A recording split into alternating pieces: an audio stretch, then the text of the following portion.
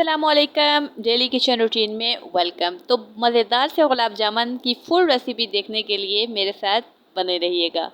तो यहाँ पर ले लिए हैं मैंने 4 स्लाइस डबरोटी के। ना कोई मैदा, ना कोई बेकिंग पाउडर, ना कोई बेकिंग सोडा, कुछ भी नहीं चाहिए, सिर्फ आपको ब्रेड्स चाहिए। ठीक है, 4 अदद मैंने पीस लिए हैं और इससे मेरे 7-8 गुलाब जामुन आसानी से बन गए थे, यानी 1 प्लेट गुलाब जामुन की बन जाएगी। आप अपने हिसाब से ज़्यादा या कम ले सकते हैं। अब एजेस हम कट कर लेंगे साइड से। और वैसे तो इनका भी कोई इतना ख़ास इशू नहीं होता, लेकिन कलर थोड़ा सा चेंज हो जाता है ना, गुलाब जामुन का वो कलर नहीं रहता फिर। तो ये साइड भी हमने वेस्ट नहीं करने, बल्कि इनके हमने ब्रेड क्रम्स बना लेने हैं। ठीक है, ब्रेड क्रम्स बनाने की भी रेसिपी मैं एक दिन आपके साथ शेयर करूँगी कि आप किस तरह उसको सेव करके रख सकते हैं।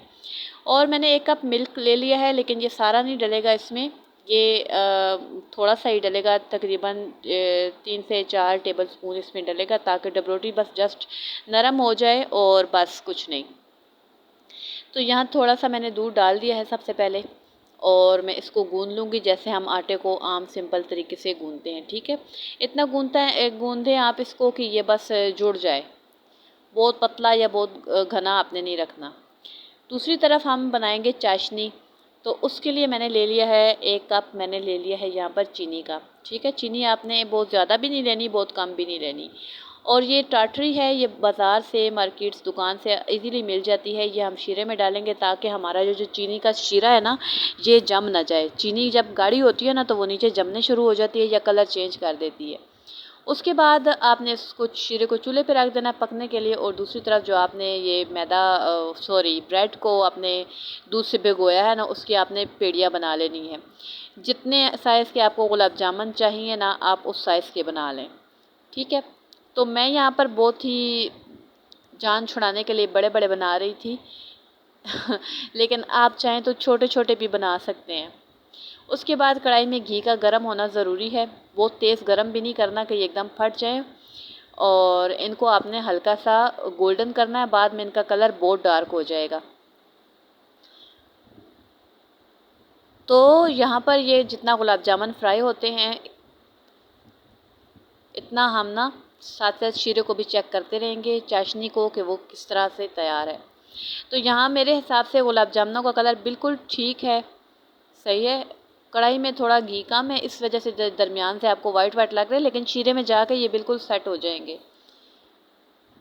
तो ये मैंने सारे इसी तरह फ्राई कर लिए हैं, देखिए कितने मज़े के लग रहे हैं। तो उसके बाद मेरा शीरा बिल्कुल तैयार है। ये देखें, मैंने इसका चीनी का बहुत ज़्यादा डार्क कलर नहीं निकाला, बस जस्ट शीरा बनाया। उसके बाद हमने इसके अंदर गुलाब जामुन डाल दिए हैं, लेकिन आपने जो है ना, अगर गरम शीरा है तो उसमें डाल देने हैं ताकि ये बिल्कुल जज़्ब कर लें।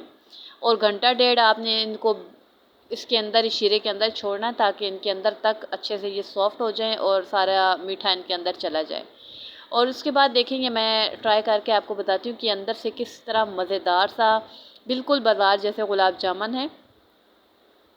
लेकिन ये है कि आपने इसको शीरे में डिप करके घंटे के लिए रखना है, चाहे आप फ्रिज में रख दें, चाहे आप ऐसे रख दें कवर करके। ठीक है, बहुत ही मज़ेदार गुलाब जामुन की रेसिपी तैयार है। ना मैंने इसमें कोई अंडा डाला है, ना कोई बेकिंग पाउडर, ना कोई बेकिंग सोडा, और ना ही मिल्क पाउडर।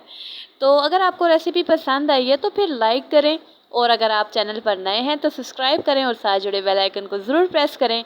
तो मुझे दीजिए इजाज़त, फिर मिलेंगे नेक्स्ट वीडियो में नेक्स्ट रेसिपी के साथ। अल्लाह हाफिज़।